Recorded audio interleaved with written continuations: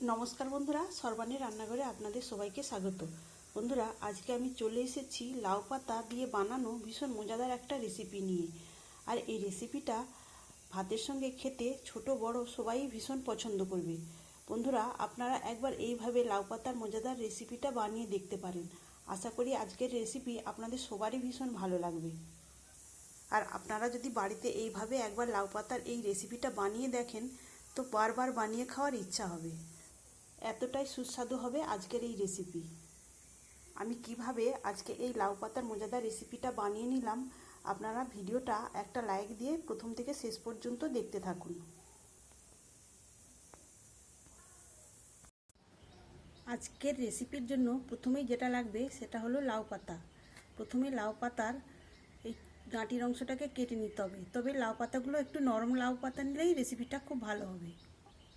লাউ পাতার ডাঁটির অংশটা কেটে নেওয়ার পর পেছনের সাইডটা চেক করে নিতে হবে, কেননা অনেক সময় এর পেছনের সাইডে পোকা থেকে থাকে। তাই প্রত্যেকটা পাতা পরিষ্কার করে চেক করে নিয়ে তারপরে ধুয়ে নিতে হবে।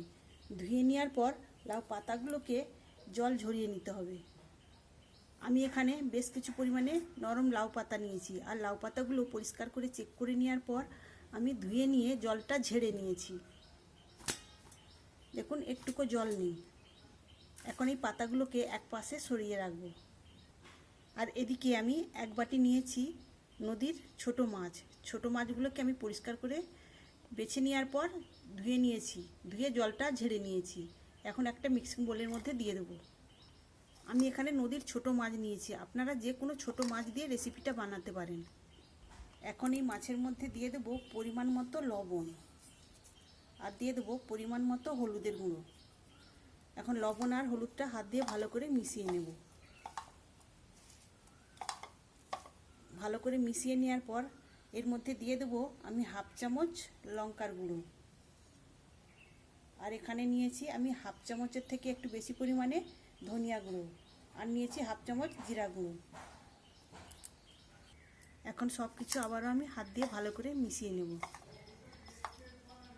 সব কিছু সুন্দর করে আমি মিশিয়ে নিয়েছি। এখন এবার ওই মাছের মধ্যে দেওয়ার জন্য নিয়েছি একটা মিডিয়াম সাইজের পেঁয়াজ। পেঁয়াজটাকে আমি কুচিয়ে নিয়েছি। দুটো নিয়েছি কাঁচা লঙ্কা, কাঁচা লঙ্কাটাকেও আমি ছোট ছোট করে কেটে নিয়েছি।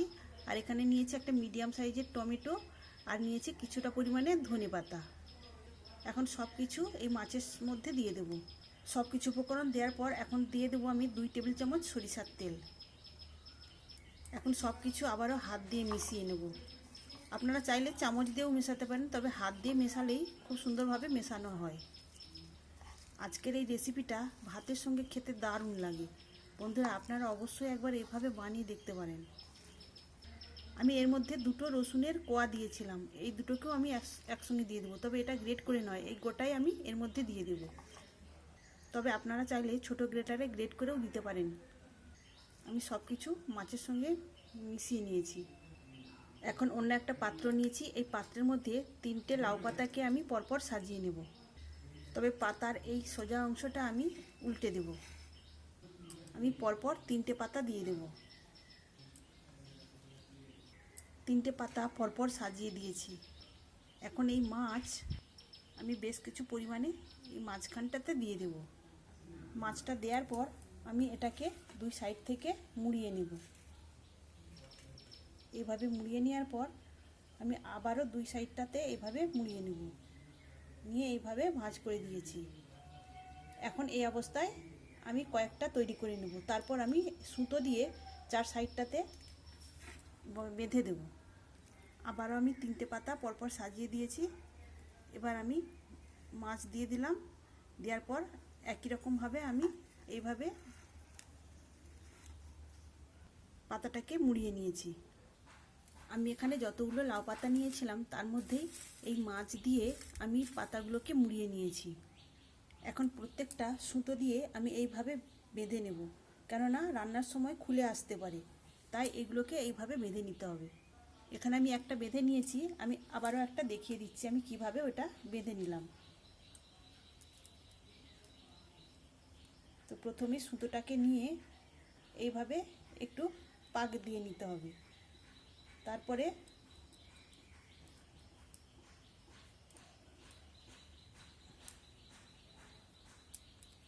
এইভাবে এই সাইডটাতে সুতো দিয়ে পাকিয়ে নিতে হবে, নিয়ে এখানটায় বেঁধে দিলেই বাঁধা হয়ে যাবে সুন্দরভাবে। আপনারা যদি এভাবে রেসিপিটা বানাতে চান, আপনারা আপনাদের মতো করে এটাকে বেঁধে নেবেন, তাহলে আর রান্নার সময় ভেতর থেকে মাছটা খুলে বেরিয়ে আসবে না। আমি এখানে সবগুলোই সুতো দিয়ে বেঁধে নিয়েছি। এখন আমি চলে যাব রান্নাতে। এখন রান্নার জন্য গ্যাস অন করে একটা ফ্রাইং প্যান বসিয়ে দিয়েছি। ফ্রাইং প্যানটা বসিয়ে দেওয়ার পর ওর মধ্যে এখন দিয়ে দেবো 1 টেবিল চামচ সরিষার তেল। তেলটাকে এই প্যানের চারিদিকটা আমি ভালোভাবে চাড়িয়ে নেব। এখন গ্যাসের ফ্লেমটাকে একদম লোতে করে দিতে হবে। এখন এগুলো ওই প্যানের মধ্যে এক এক করে দিয়ে দেবো। আমি এখানে 4টেই দিয়ে দিয়েছি। এখন সাইড থেকে অল্প একটু জল দিয়ে দেবো। এখন ঢেকে দিয়ে 4 মিনিট রেখে দেবো। মিনিট 4 হয়ে গিয়েছে। এখন ঢাকা চাপাটা খুলে নেব। ঢাকা চাপাটা খুলে নেওয়ার পর এগুলোকে আমি উল্টে নেব।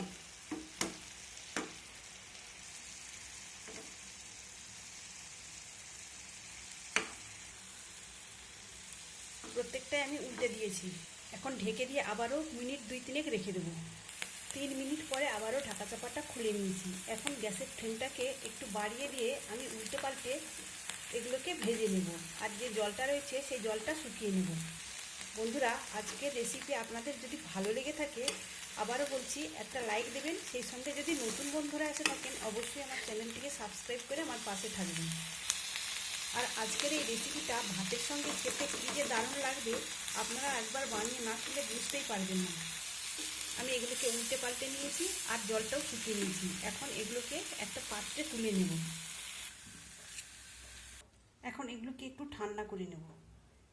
এখানে ঠান্ডা করে নিয়েছি। এবার সুতোগুলোকে আমি এইভাবে ছাড়িয়ে নেব। সবকটা সুতো আমি ছাড়িয়ে নিয়েছি। এখন এগুলোকে খুলে ভেতরের যে মাছগুলো রয়েছে সেগুলো বার করে নেব। আর এগুলো থেকে খুব সুন্দর গন্ধ বেরোয়েছে, মনে হচ্ছে এখনই যেন খেয়ে ফেলি। আর যে গোটা রসুনগুলো রেখেছিলাম সেগুলো এখন হাত দিয়ে আমি মেখে নেব। এখানে আমি মাছগুলো আলাদা করে বার করে নিয়েছি। আর এদিকে যে লাউ পাতাগুলো, এগুলো আমি হাত দিয়ে একটু ম্যাশ করে নেব। আমি এখানে পাতাগুলো হাত দিয়ে ম্যাশ করে নিয়েছি। এখন মাছের সঙ্গে সব কিছু আমি একসঙ্গে মিশিয়ে নেব। বন্ধুরা, অবশ্যই আপনারা একবার এইভাবে বানিয়ে দেখবেন, আর কেমন হয়েছে আমাকে কমেন্ট করে জানাবেন। এখানে আমার ভাতের সঙ্গে খাওয়ার জন্য একদম রেডি। তাহলে বন্ধুরা, আজকের মতো আসি। সবাই ভালো থাকবেন, সুস্থ থাকবেন। ধন্যবাদ।